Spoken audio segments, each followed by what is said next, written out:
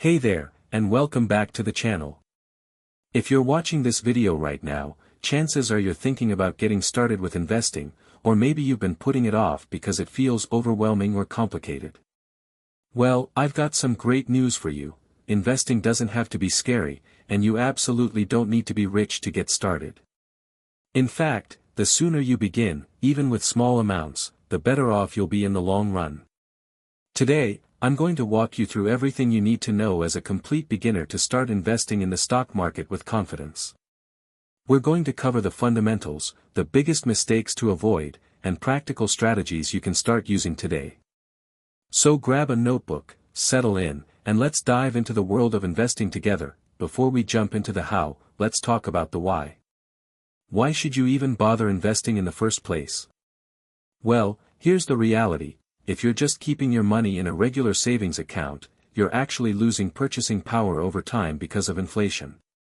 Inflation is the rate at which the cost of goods and services increases each year, and it typically runs around 2 to 3% annually.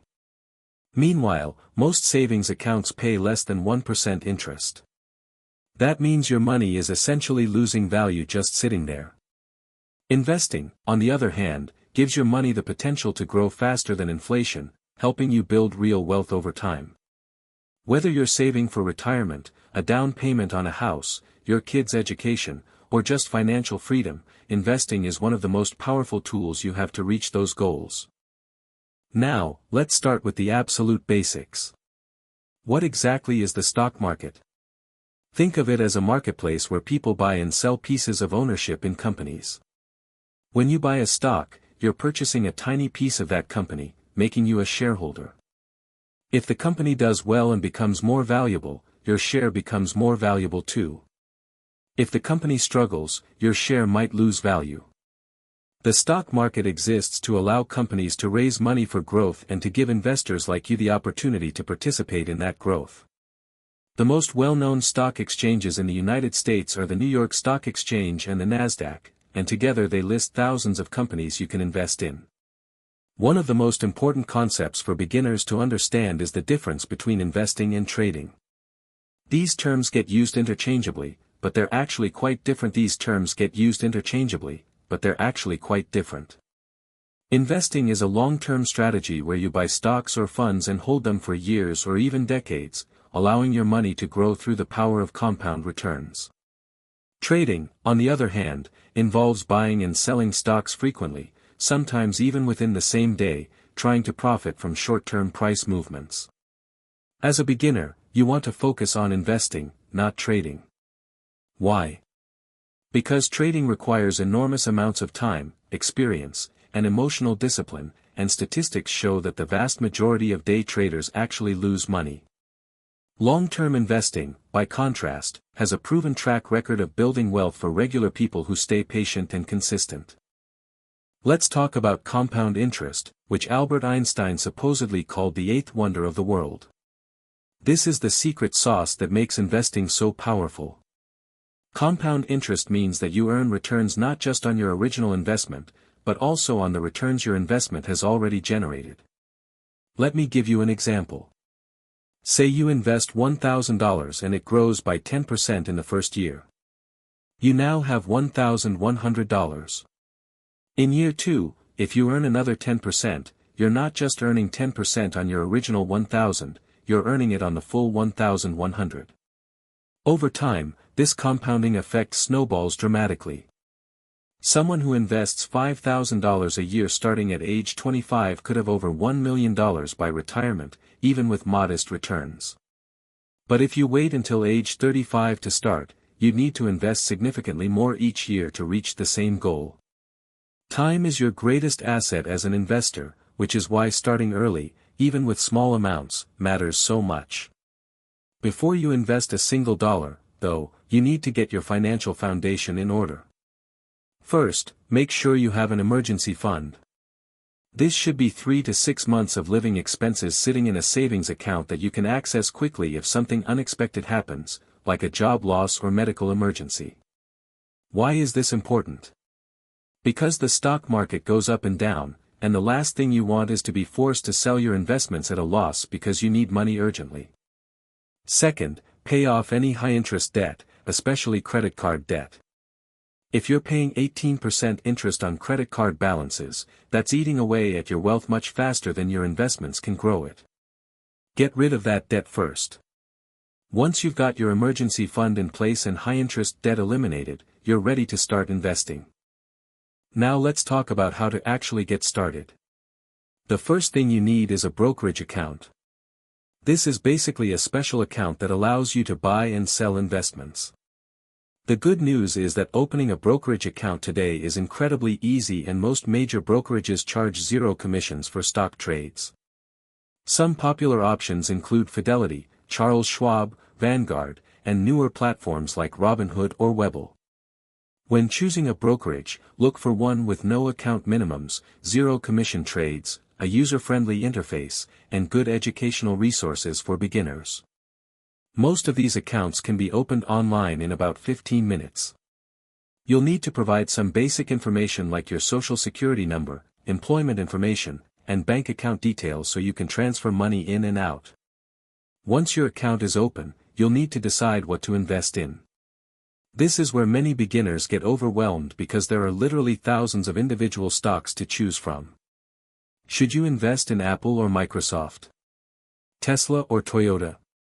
Here's my advice: as a beginner, don't start by trying to pick individual stocks.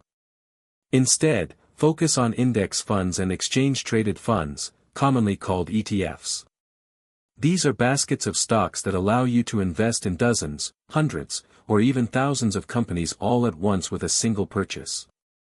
An index fund is designed to match the performance of a specific market index.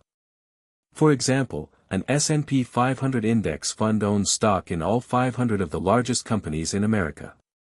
When you buy one share of an S&P 500 index fund, you're instantly diversified across hundreds of major companies like Apple, Microsoft, Amazon, Google, and Johnson & Johnson. This diversification is crucial because it protects you from the risk of any single company failing. The beauty of index funds is that they're low cost, simple, and historically very effective. You don't need to research individual companies or try to predict which stocks will outperform. You're simply betting on the overall growth of the economy, which over long periods has consistently trended upward despite short-term volatility. Warren Buffett, one of the greatest investors of all time, has repeatedly recommended low-cost index funds for regular investors. In fact, he's instructed that most of his own wealth should be invested in index funds when he passes away. If it's good enough for Warren Buffett, it's certainly good enough for us. When looking at index funds or ETFs, pay attention to something called the expense ratio. This is the annual fee you pay to own the fund, expressed as a percentage. For example, an expense ratio of 0.05% means you pay $5 per year for every $10,000 invested. Always choose funds with low expense ratios, ideally under 0.2%. The difference between a 0.1% expense ratio and a 1% expense ratio might not sound like much, but over decades, it can cost you tens of thousands of dollars in lost returns. Vanguard, Fidelity, and Schwab all offer excellent low-cost index funds. Some popular options for beginners include a total stock market index fund, which owns essentially every publicly traded company in the U.S., or an S&P 500 index fund. For even more diversification, you might consider a total world stock index fund, which includes international companies as well. Now let's talk about how much to invest. The honest answer is, invest as much as you can reasonably afford without compromising your emergency fund or ability to pay your bills. Some people start with just $50 or $100 a month, and that's perfectly fine. The important thing is to be consistent. Many experts recommend following the 50-30-20 budget rule. 50% of your after-tax income goes to needs, 30% to wants, and 20% to savings and investments. If you can invest 15 to 20% of your income, you're setting yourself up extremely well for the future. But even 5 or 10% is a solid start. The key is to make it automatic. Set up automatic transfers from your checking account to your brokerage account every month, right after you get paid. When investing becomes automatic, you don't have to rely on willpower or remember to do it, it just happens. One strategy that's particularly powerful for beginners is called dollar cost averaging. This simply means investing a fixed amount of money at regular intervals, regardless of what the market is doing. For example, you might invest $500 on the first of every month. Some months the market will be up and your dollars will buy fewer shares. Other months the market will be down and your dollars will buy more shares. Over time, this approach helps smooth out the ups and downs and removes the impossible task of trying to time the market. Nobody, and I mean nobody, can consistently predict whether stocks will be higher or lower next week or next month. Dollar cost averaging takes that pressure off and helps you avoid the common mistake of sitting on the sidelines waiting for the perfect moment to invest. Let's address one of the biggest psychological challenges of investing: market volatility. The stock market does not go up in a straight line. There will be days, weeks, and even years where your investments lose value. This is completely normal and expected. On average, the stock market experiences a 10% decline about once a year and a 20% decline, called a bear market, roughly every 3 to 4 years. When this happens, it's natural to feel anxious and want to sell everything. But here's what you need to understand: these downturns are temporary, and they're actually opportunities, not disasters. If you're investing for the long term, market drops are like sales where everything you want to buy is discounted. The investors who build real wealth are the ones who stay calm during downturns, keep investing, and sometimes even increase their investments when prices are low. Those who panic and sell during market crashes lock in their losses and miss out on the inevitable recovery.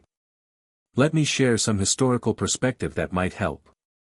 The U.S. stock market has experienced dozens of crashes, recessions, and crises over the past century, including the Great Depression, World War II, the oil crisis of the 70s, the dot-com bubble, the 2008 financial crisis, and the COVID-19 pandemic.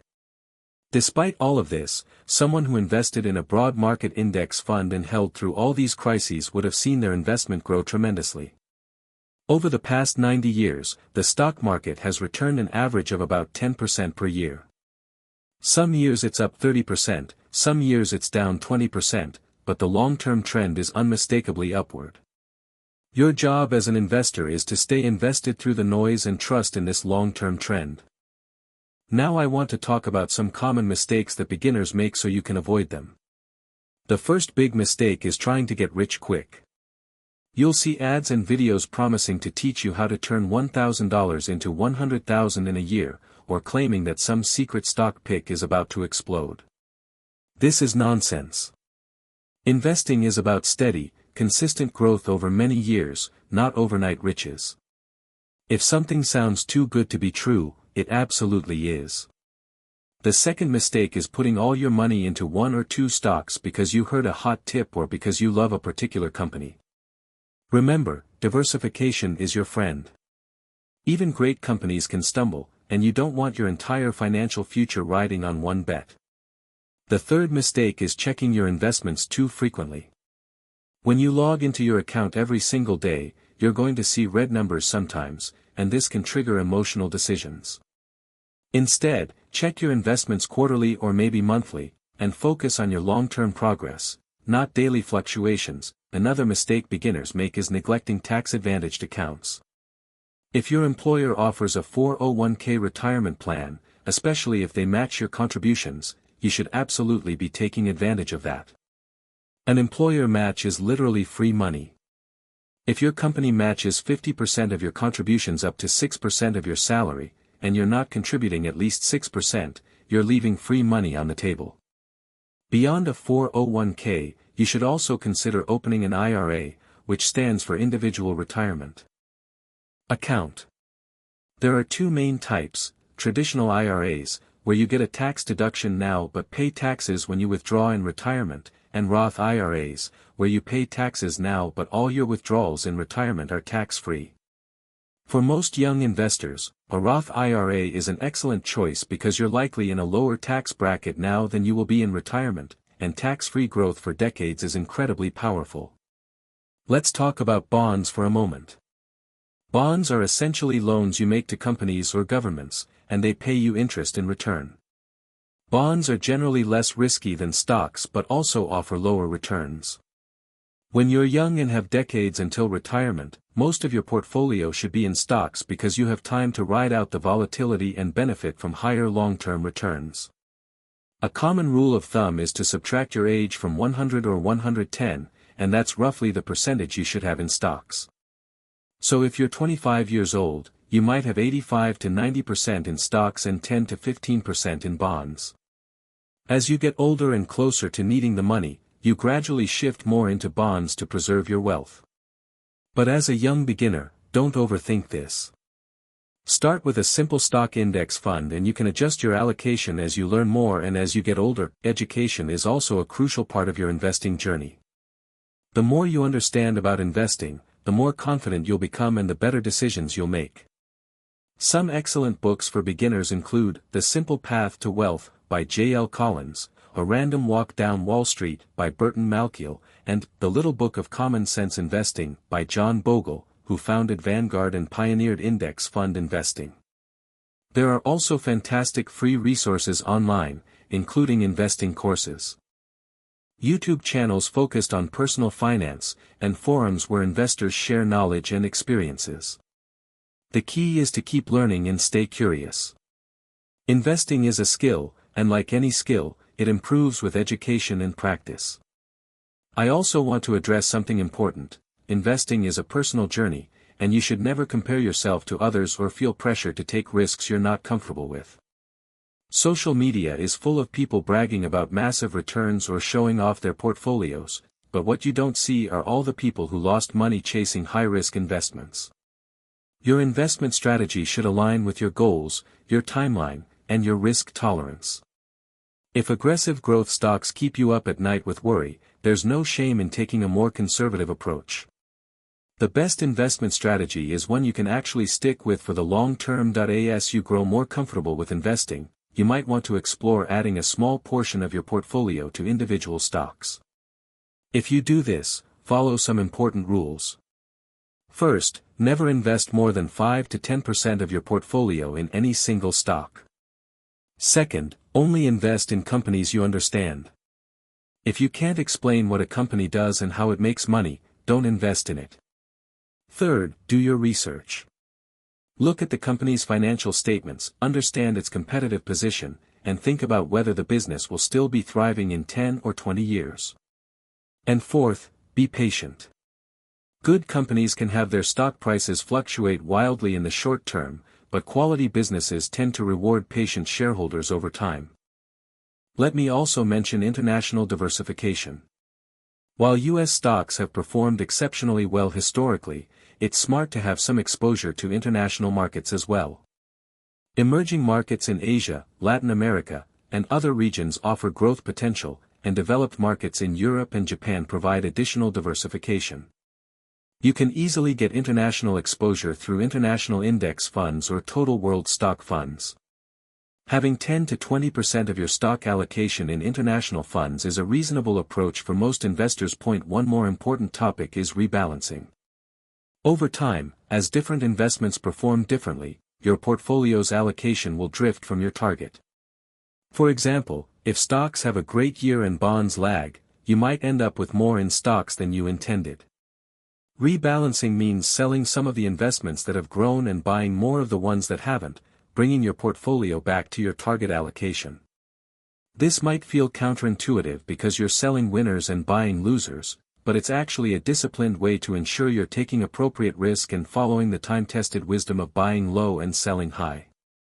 Most people should rebalance once or twice a year, though you can also rebalance whenever your allocation drifts more than 5% from your target. As we wrap up, I want to leave you with some final thoughts and encouragement. Starting your investing journey is one of the most important financial decisions you'll ever make, and the fact that you're here watching this video and taking the time to learn shows that you're on the right path. Remember that investing is a marathon, not a sprint. You're not trying to beat the market or get rich overnight. You're simply putting your money to work so it can grow over time and help you achieve your life goals. Stay consistent, keep learning, stay patient through the ups and downs, and trust the process. Decades from Now, you'll look back on today as the day you made one of the best decisions of your life. If you found this video helpful, please give it a thumbs up and subscribe to the channel for more content on investing, personal finance, and building wealth. Drop a comment below and let me know where you are in your investing journey. Are you just getting started, or have you been investing for a while? What questions do you still have? I love hearing from you, and your comments help me create better content that actually addresses what you need to know. And remember, the best time to start investing was yesterday, but the second best time is today. So open that brokerage account, set up your automatic contributions, choose a simple index fund, and start building your financial future. You've got this, and I'll see you in the next video. Happy investing!